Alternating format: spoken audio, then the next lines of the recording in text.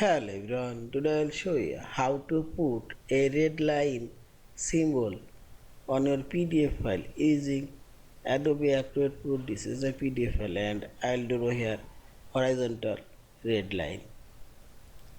Click on this tools option and scroll down. Here you will find this fill and sign option. Click here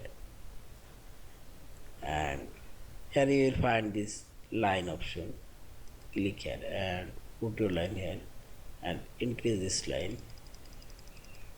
Also put your mouse cursor here and drag it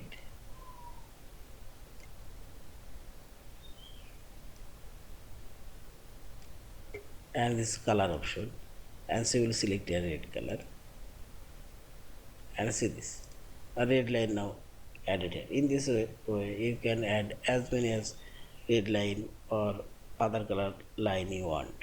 Yeah, this is, and finally select this file option, save or save as your PDF file. Thank you for watching. Please subscribe, like, share and comment.